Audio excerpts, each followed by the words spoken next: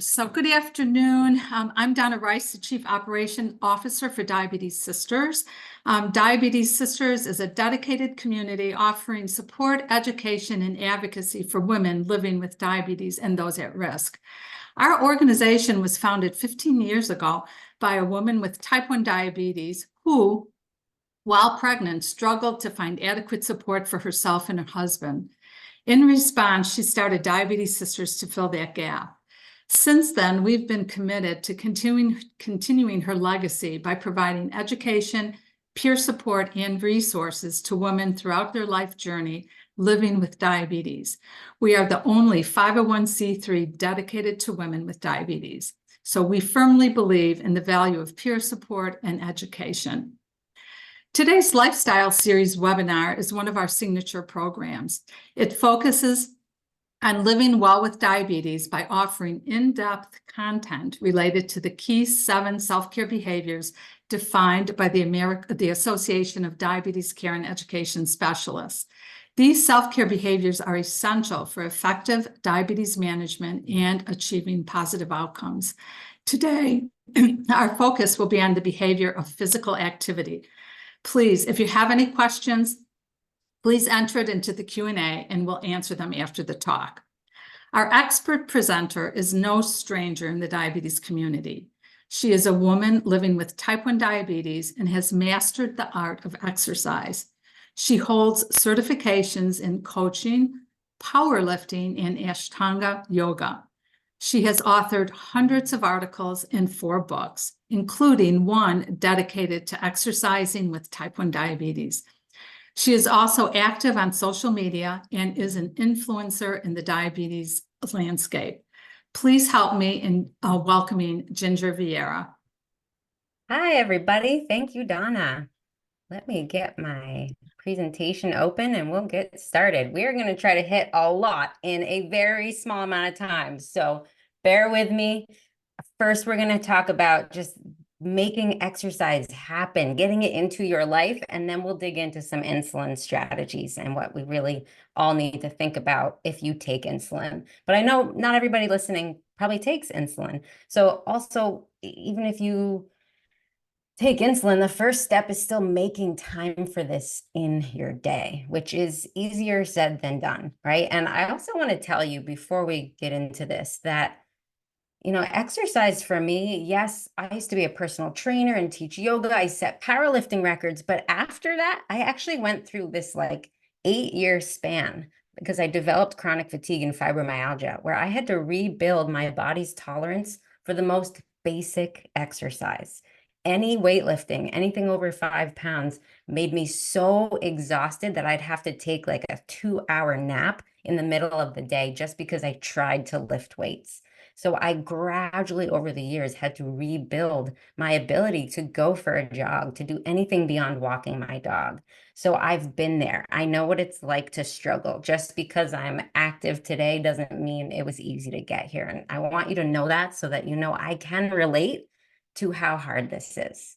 But I refused to let any of these stupid diseases in my life stop me from enjoying exercise because I love it so much, but I've also seen the impact it has on my life, right? On my quality of life, on my blood sugars, on my insulin. So take that with you, that this isn't easy for anybody. And if you want to make exercise a bigger part of your life, you have to just say, I'm not going to let anything get in the way of this. Starting with the way we think about exercise, I think if you are struggling to really fit it in your day, and I hear this all the time, well, I just don't have time. I'm going to challenge you. I'm going to be not so gentle about this and say, you have time. You are using your time on other things. Some of those things we can't avoid, right? I have 2 children. I work a whole lot. I have 2 dogs, a house to clean. I get it. But you have time. How much time do you spend scrolling on your phone that you could be exercising? How much time do you spend watching TV where you could be watching TV and exercising, right? If kids are an excuse, guess what? The kids need to see mom working out and the kids need to exercise too. We'll get into that in a minute. But The first thing is you get home at the end of the day and you're so tired, or you wake up in the morning and you're so tired. Change that belief in your head that exercise is going to make you more tired. It's actually going to give you energy. If you've been sitting all day at your desk, the last thing your body wants is to go home and sit more. That is the last thing your body wants. Your body is tired because you've been sitting all day. So shift that in your head and say, well, my body is tired. My energy is down. I need to actually go move to wake myself up. You don't need more coffee. You don't need a diet soda. All that's going to do is increase insulin resistance because caffeine tells your liver to release stored sugar. Then you're going to have to take insulin for that extra sugar. Then that's going to probably promote weight gain, and you're just going to be frustrated, and you're not going to feel better, right? Nobody feels better drinking more caffeine throughout the day. Go move. You will wake up. You will feel good, and you'll start to crave it. And that exercise time can also be, like for me, I use my exercise time to watch the monologues from Jimmy Kimmel and Jimmy Fallon and Jon Stewart. I don't have time to watch those any other part of my day. I don't have time to watch my favorite TV shows. I use my jumping rope or my run to listen to the podcasts with Jerry Seinfeld and Robert Downey Jr. You know, that silly stuff that is hard to fit in. Combine it with your workout. I want to tell you a little picture of my insulin needs and how they changed, because this motivates me to never let go of my exercise. When I was 20 years old, I had a couple of years into college. I was acting kind of like a college student, right? Like eating pizza, drinking beer. I had celiac. I shouldn't have been drinking beer. But, also regardless of celiac, I'm not saying go sober. I had margaritas last night, but I was acting like a college student. I gained a bunch of weight. My insulin doses were way up. My A1C was up. And I was like, wow, I really want to take better care of myself. I just kind of hit this breaking point. Fast forward, simply exercising every single day. And it doesn't matter what it is. It's just making exercise part of every single day. And I know, society and the American Heart Association, the recommendations are try to get in 20 minutes 3 times a week. Again, I'm going to go straight to the point here, and I'm not going to be gentle about it. Do it every day. Don't make excuses for it. Make it happen and just commit to it. Because also, if you do take insulin, the more consistent you are, the easier it is to manage your insulin, because it becomes a default part of your insulin sensitivity instead of this thing you're mixing in here and there. But we'll touch on that again in a minute. So between the ages of 20 and 30 years old, literally the only change in my life was that I'm now active every single day, and I eat more whole foods for sure. But look at the change in my long-acting insulin, 32 to 11 units. That's it. That is the power of exercise on your insulin sensitivity. And if you don't take insulin, that's still happening in your body. You're just not measuring it, right? Mama, can you play with us, cook for us, help us? Yep, as soon as I'm done with my workout. My children learned this a long time ago. And when they were little, now they're 7 and 10, so I can do more without them interrupting or needing me. But when they were little, this was the same thing. I would figure out, where in my schedule can I make this happen? Is it while they were napping when they were really little? Back then, I'd have to exercise at 7 p.m. because that's when they went to bed. Now I can exercise when they're awake, but I make sure they have an activity. Or it used to be that they would be playing right next to me. And if they ask for a snack, I say, yeah, as soon as I'm done. And they need to learn that. You matter, Mom. You are a priority. So you showing them that you are a priority, it's not going to make them feel like neglected children. It's going to make them see that, wow, Mom matters and Mom takes care of herself. And you're going to teach that to them. My husband always says, yeah, monkey see, monkey do, because they say like, Mama, why do you exercise so much? I'm like, because it's good for me. And you're going to wait till I'm done, girl. Right? So we get in this mom and woman mentality that we've got to do everything for everybody else and we are on the back burner. Stop it. Put yourself in the front. Tell everybody in the family, guess what? Every morning I am unavailable until my workout's done. Or You can come chat to me, but I'm not going to stop what I'm doing. So if you need something, you're going to wait. Just be in charge. Be in charge of your time. And then how to even get started. We love to kind of get in over our heads of like, it only counts and it's only worth it if it's a CrossFit workout, or if it's at a gym studio, or, Orange Theory, or if it's an hour-long run or an hour and a half weightlifting workout. Keep it simple. Choose one time a day that you think you can make this happen and set yourself up for success. Keep it simple. It might just be starting with a 30-minute walk every day. And if that's already not in your life, start there. Walk every single day. It's so easy to dismiss the power of a walk. I walk my dog every morning, and sometimes when I get to the end of that 2.5-mile walk, I'm like, whew, I feel like I just went for a jog. Like, it's a workout, and it will absolutely increase your overall insulin sensitivity and increase your weight loss efforts if that's something you're working on. But it'll also just give you so much energy to start the day. There is nothing better to start your day than going for a walk. And I live in Vermont. Half the year I have to put on this full body snowsuit. I have electric gloves. My husband bought me an electric jacket too, because I have such a hard time staying warm, but I will not stop doing that walk. Make it happen and start simple. It could also just be dancing around your kitchen to your favorite music for 15 minutes. Create a playlist and bring the kids in on it, right? Mom's crazy. She's dancing every morning. She's blasting music at 7 a.m. Why is Britney Spears yelling at us again today? Mom is exercising. Let them deal, right? Make it happen. Make it fun and simple. All right, insulin. How am I doing on time? Okay, I'm sorry I'm going so fast, but I want to get to all of this. Insulin is complicated, and I know that it feels like irrational and crazy and impossible to predict. But once you learn some science, you can make it easier to predict. And I will tell you that diabetes rarely gets in the way of my workout, and I rarely have to actually feed myself extra carbs or treat lows in the middle of a workout, because I've figured out this science. And anybody can learn it, right? They just don't teach it at the doctor's office. So the first thing you need to know is the difference between aerobic and anaerobic exercise. And some types of exercise can kind of get a little messy and overlap.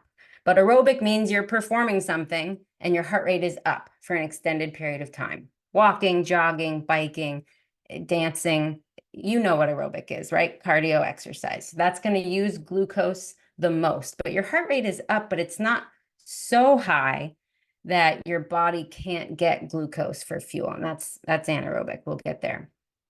But it burns the most glucose because your heart rate is here and it's hanging out here, and it's an intensity that you can sustain for 10, 15, 30, 60 minutes or beyond. That's going to burn your blood sugar down. Anaerobic, your heart rate's going way up, but it's only up for a burst, right? And then it comes down because you can't do a dumbbell workout for an hour straight. Like, you put them down, you take a break, and even though your heart rate still might feel like it's up, you've still stopped the physical activity even for just a minute. And so the intensity is up and down. And what this causes to your blood sugar is a couple things. When your heart rate is that high and you're working that intensely, you can't actually get oxygen to the cells, and you can't actually use glucose for energy the same way because it's just too intense. Instead, your body's actually taking lactic acid and converting it into sugar to give your cells fuel. So that's the main reason you see your blood sugar rise during some types of exercise. Yes, adrenaline can come in there too, but if you're at the gym or even a CrossFit workout, you're not probably producing adrenaline. That's only in true competition that you're going to see that adrenaline spike. It's probably the lactic acid being converted to glucose. And things like a spin workout or biking up a steep hill can switch your workout from cardio, aerobic, to this anaerobic blood sugar spike. You can even, at the end of your jog, sprint up a hill and be doing an intensity that's high enough that it starts to trigger this conversion of lactic acid. So when I would get in my head at the end of the run and be like, oh, this was a short run, I should really work harder at the end, I'd see my blood sugar spike just at the end of my run, which was annoying, but I knew why it was happening. I didn't want it to happen, Just don't go so nuts at the end of my run. Okay, so obviously, if you know every single day that your blood sugar is going to spike from your weightlifting workout, you could get mad about it, or you could just take a little bit of insulin to go along with that. And I explain this in much more detail here. Again, we only have so much time, but managing that spike comes down to identifying that this is really going to happen every time and taking a very careful, thoughtful dose, either before you start or at the end or halfway through your workout, depending on what your data is telling you. And, always start small. The goal is to not go low. Then you try to prevent highs. But first, we start with getting through the workout alive, right? Basal insulin plays the biggest role, regardless of whether it's aerobic or anaerobic.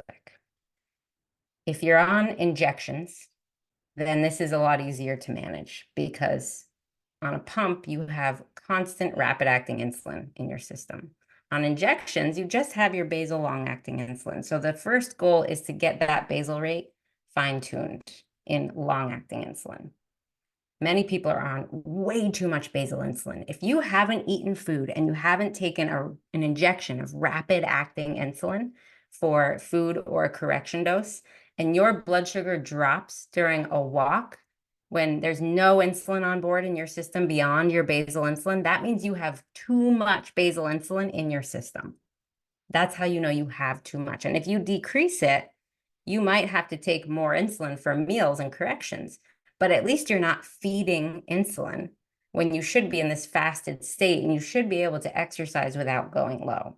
So I personally have my basal insulin dose fine-tuned to be as low as possible so that I don't go low during fasted exercise. Fasted meaning I haven't taken an injection of insulin in at least 4 hours and I haven't eaten, so that I know the only insulin affecting my blood sugar is that long-acting dose.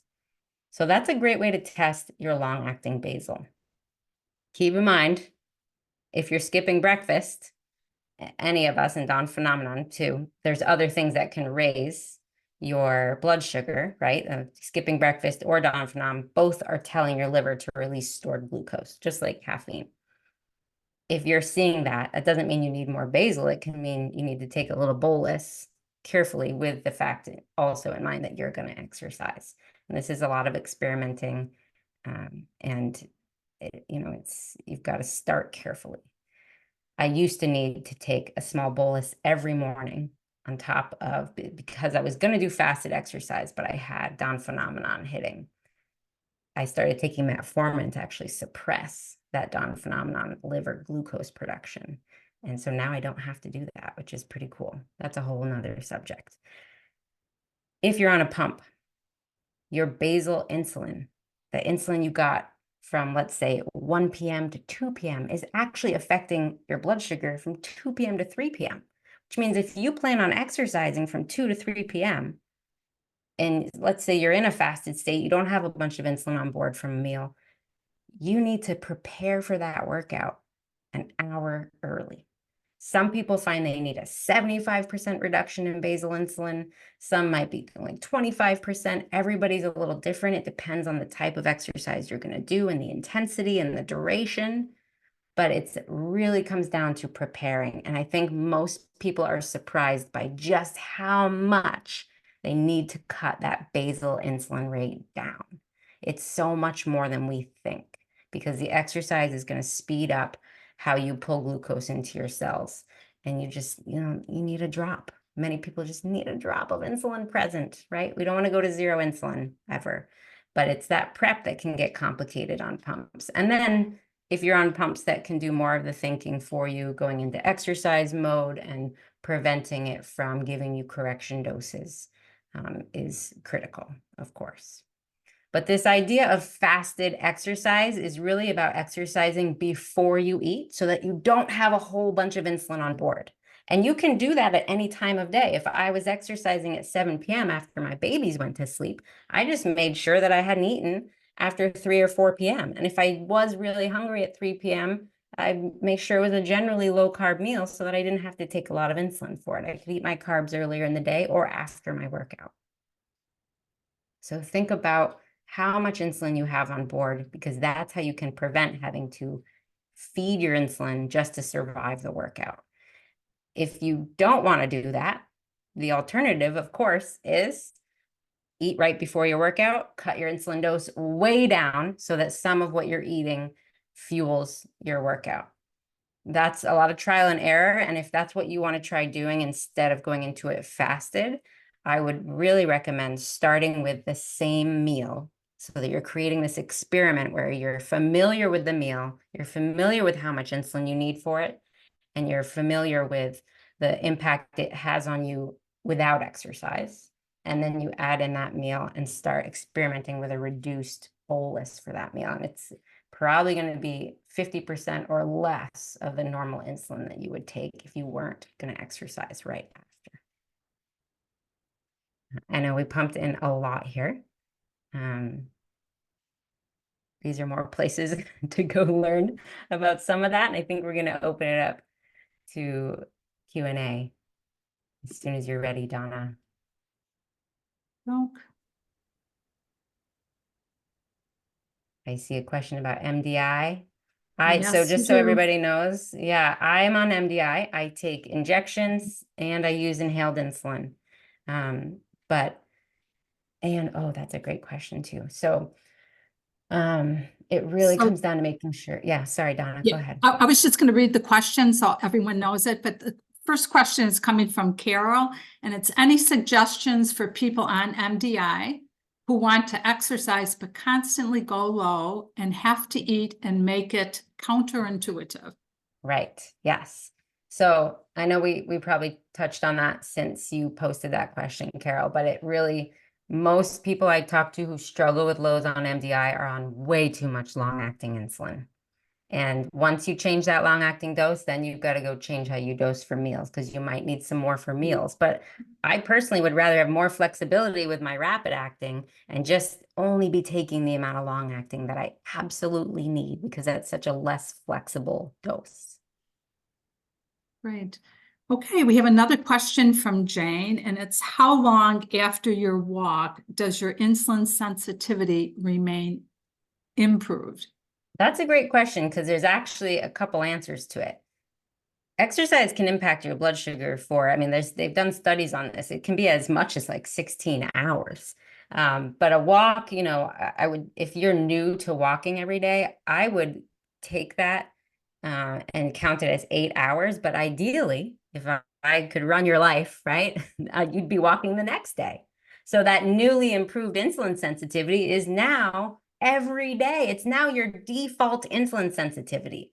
So that's why I think it's so important to exercise every single day, because if you are just throwing it in here and there, then you have to deal with like, oh, which days do I need more basal? Which days do I need less? Because I did exercise yesterday. Did I exercise the day before?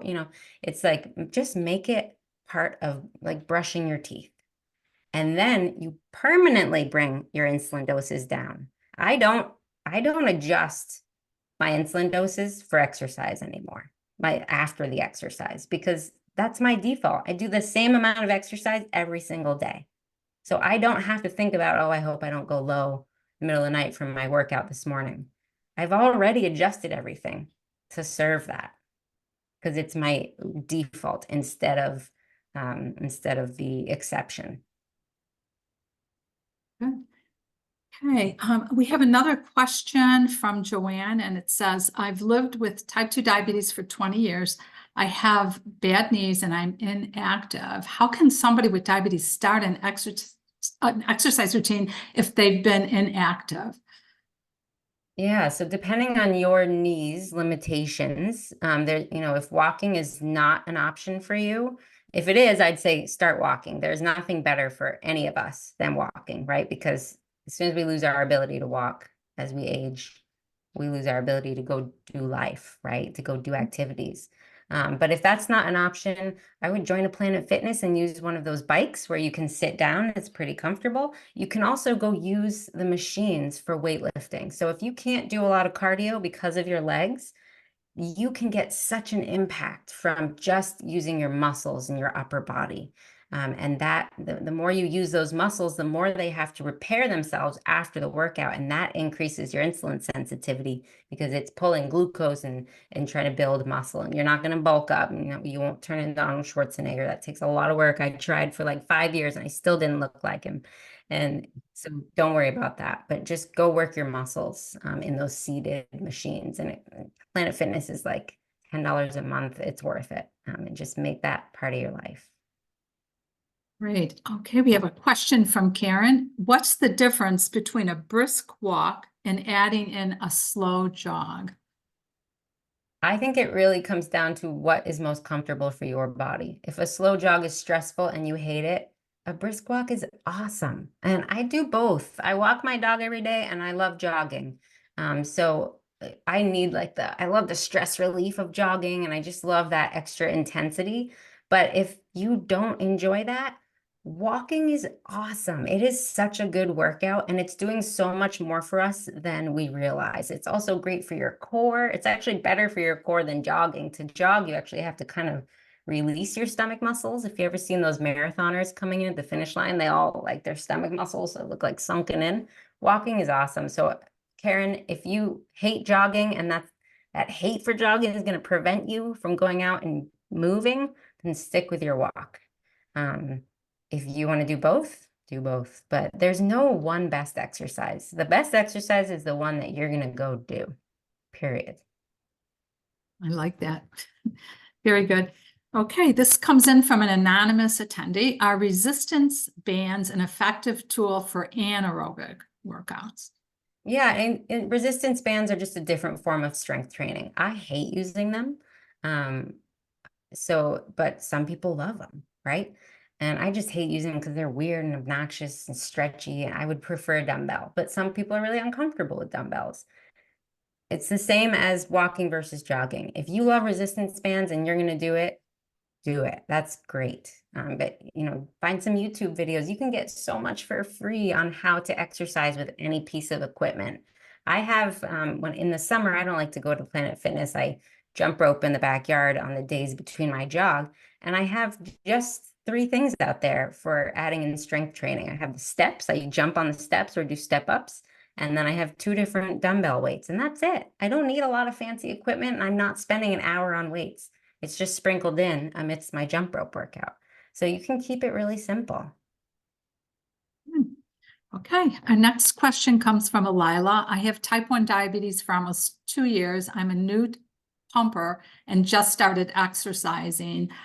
Any tips in getting started with pump settings? So there's so many questions I'd need to ask you to learn more about that. But it really comes down to setting a temp basal rate. And that's based on the assumption that your existing basal rates are accurate, right? So if you're already experiencing a lot of roller coasters, chances are you might want to just meet with your healthcare team first to get that leveled out and make sure you're not on too much insulin, even on a regular day without exercise. But the next step for exercising is setting that temp basal rate at least an hour before your workout. Try, at least as you're learning, to eliminate variables like food and insulin on board from food within the last 4 hours. And eventually, if you want to eat before your workout, you add that in after you've already done that research on your body with the fasted environment where there's fewer variables that you have to juggle. But above all, the first goal is to prevent lows. So cut your basal way back for your own safety. And guess what? If you're high at the end of the workout, that means you cut it back too far. That would be better than being 40 at the end of the workout, right? Go on the side of being really cautious. Okay, another question from Melissa. Every time I lift weights, my glucose spikes, sometimes as high as over 200. Should I stop and correct or just let it ride and walk or jog after? You could go 2 ways with this. When I used to lift weights more intensely, my blood sugar would rise easily 100 points. And I would actually take a small bolus, like not even a full unit, and everybody's different on their sensitivity, before or right at the start of my weightlifting workout. So that the goal isn't to correct the high, it's to prevent the high in the first place, right? So you could do that. I wouldn't be doing cardio after that training session because it was intense powerlifting and I usually had to go train a client after, right? So if you have time and you want to go walk after, you could try to help correct it. You still don't, the goal is to not even go up to 200 though. So you might be taking, if you're not going to do cardio after your weightlifting, maybe you take, this much of a correction bolus, prevention bolus, I should say, at the start of your workout. But if you do think you're going to do cardio after, maybe you significantly reduce that preventive bolus. So you just need some more insulin during your workout. And it's an awesome thing. It's not a bad thing, right? It's your body building muscle and working hard. It's supposed to happen. We just don't have our pancreas cooperating with us. Very good. We have one last question that I think is really, really important. I'm a bit fearful of exercise due to induced hypoglycemia. What should I watch for? So, I mean, really, instead of watching for hypoglycemia, let's talk about, it's preventing the hypoglycemia. It's really managing those variables of having too much insulin on board. So that starts with making sure your basal background insulin dose is accurate and keeping fast-acting carbs with you, and then trying to exercise when you haven't just eaten and you don't have a bunch of insulin on board from a meal that you took within the last 4 hours, because that's kind of the lifespan of most injected rapid-acting insulin. But, that's why I wrote this, is to help you get over that fear and understand all the variables that are at play. Yeah, going low during exercise is the worst. Great. Well, we're about out of time, and I just want to say a big thank you to Ginger. You're amazing, and it was an excellent presentation. And my only thought around it is really, diabetes management, really there's an art and a science to it. And at Diabetes Sisters and, in the healthcare in the community, we're really, embedded in the content being really evidence-based, but the art form really comes from women like you who have the lived experience. So I just want to thank you for really sharing all your tips and your knowledge around exercise. So a big thank you, and I'm sure our members are extending a big thank you as well. So just a few things too. We have some great upcoming events at Diabetes Sisters. On June 20th will be our next lifestyle series, and it'll be on the behavior of healthy eating.